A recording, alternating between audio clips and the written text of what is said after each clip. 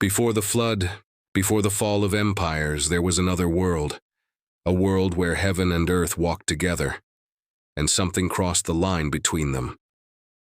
Long before the first pyramid rose or the first kingdom was carved into stone, there was a civilization that left no ruins, only stories. A time described in nearly every ancient culture as the age of gods and giants. The Hebrew scriptures open this chapter of history with a single haunting line. When men began to multiply on the face of the earth, and daughters were born to them, the sons of God saw that they were beautiful, and took them as wives. It's one of the most cryptic and controversial passages in the entire Bible, Genesis chapter 6. From that moment, something changed in the world. The text continues. The Nephilim were on the earth in those days, and also afterward, when the sons of God went to the daughters of men and had children by them. These were the mighty men of old, the men of renown. Who were these sons of God? And what kind of beings could create offspring that legends would remember as giants, half divine, half human? For centuries, theologians, historians, and archaeologists have wrestled with that question. Some argue these sons of God were rulers, kings of early humanity who claimed divine lineage. But the oldest interpretations, the ones found in ancient Hebrew, Aramaic, and even pre-biblical Mesopotamian texts, tell a very different story. They speak of beings not born of earth at all. In the book of Enoch, an ancient Jewish text once considered scripture, these sons of God are called watchers, divine beings who were sent to guide mankind, but instead descended and broke their oath.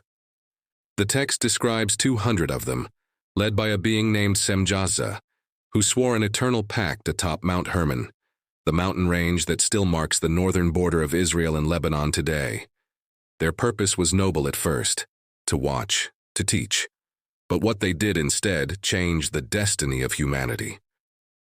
Enoch writes, "And they took wives unto themselves, and taught them charms, enchantments, and the cutting of roots.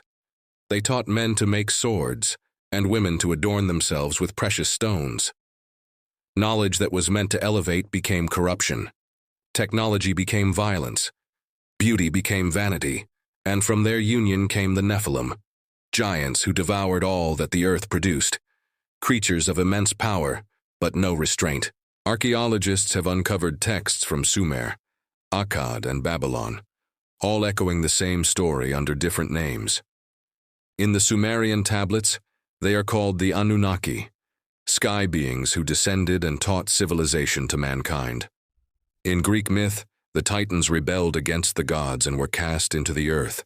In every version, the theme is the same: divine rebellion, human corruption, and a flood that would wipe the slate clean. The story of the Nephilim isn't an isolated legend. It is a pattern that reappears across time and geography, from the Middle East to the Americas, from ancient Africa to India. Tales of beings descending from the heavens, sharing forbidden knowledge, and birthing a race of heroes and monsters. Could they all be remembering the same event? A single turning point when the boundaries between the mortal and the divine collapsed? And if so, why do so many civilizations describe the aftermath the same way, with fire, chaos, and a flood that consumed the world? Because maybe the story of the Nephilim isn't about giants at all. Maybe it has a record, a warning, about what happens when power meant for heaven falls into the hands of man. But the Lord said, "My spirit will not contend with man forever, for he is mortal. His days will be 120 years, Genesis 6:3. If the story of the Watchers is true, if divine beings really descended to live among men, then their influence should have left a mark. Something physical, something we can still see today, and it has. Around the same period described in Genesis 6, something extraordinary happened in human history. Civilization appeared, not gradually, but suddenly. Archaeologists call it the Neolithic Revolution. In a geological blink, humanity went from scattered hunter-gatherers to organized societies with agriculture, architecture, astronomy, and written language. Monuments aligned perfectly with the stars. Cities built with mathematics no primitive culture should have understood. Göbekli Tepe, the oldest known temple on Earth, was built over 12,000 years ago. Massive limestone pillars, each weighing up to 20 tons, carved with precise animal reliefs and astronomical symbols. There are no signs of earlier practice, no primitive versions leading up to it. Whoever built it knew what they were doing from the beginning. According to the Book of Enoch, it was the Watchers who taught men the secrets of heaven. They revealed metallurgy, agriculture, astronomy, and writing. Everything needed to spark civilization. Knowledge too great for man to bear without consequence. If that sounds mythic, it is. But the archaeological record is equally strange. By the time ancient Sumer rose, less than 6,000 years ago, its people already understood advanced irrigation, the lunar calendar, and metallurgy. They credited the knowledge not to themselves, but to sky beings called the Anunnaki, the very word meaning those who came from above. Their tablets describe beings who descended from the heavens to rule over men, teaching them laws, writing, and agriculture. Sound familiar? Even the names align. Anunnaki in Sumerian, Watchers in Hebrew, Igigi in Akkadian. Different cultures, same story. The further archaeologists dig into prehistory, the more advanced the past seems to become, not less. Stonework that shouldn't exist in its era. Perfectly measured megaliths scattered across continents that had no contact with each other. Pyramids that align not only with stars, but with one another, across oceans and hemispheres. Mainstream scholars call it coincidence. Ancient texts call it consequence, because the knowledge the Watchers shared came with a cost. Enoch writes that the Nephilim, the offspring of these unions, consumed all that the earth produced, and when men could no longer sustain them, the giants turned against them and devoured mankind. A civilization of power without restraint, knowledge without wisdom. The Book of Jubilees and Dead Sea Scrolls echo the same story. The world was overrun with violence, sorcery, and corruption. What began as enlightenment became domination. And perhaps the strangest part, many ancient ruins show signs not of gradual decay, but sudden destruction. Massive fire damage, instant abandonment. It's as if entire cities were erased overnight. Archaeologists attribute it to drought or war. But Genesis offers another explanation: divine judgment. The earth was corrupt in the sight of God and full of violence. Genesis 6:11. The Watchers had broken the natural order. The line between heaven and earth, the sacred boundary, was gone, and for that, the world itself would be washed clean. Before the flood came, Enoch says the Watchers realized what they had done. They begged for mercy, but their prayers were refused. Their leader, Semjaza, was cast down into the depths. Their children, the Nephilim, were condemned to wander as spirits, the origin, some believe, of the concept of demons. It's a chilling symmetry. The very beings who once ruled as gods became exiles, chained in darkness, remembered only in fragments of stone and scripture. And still, the ruins remain.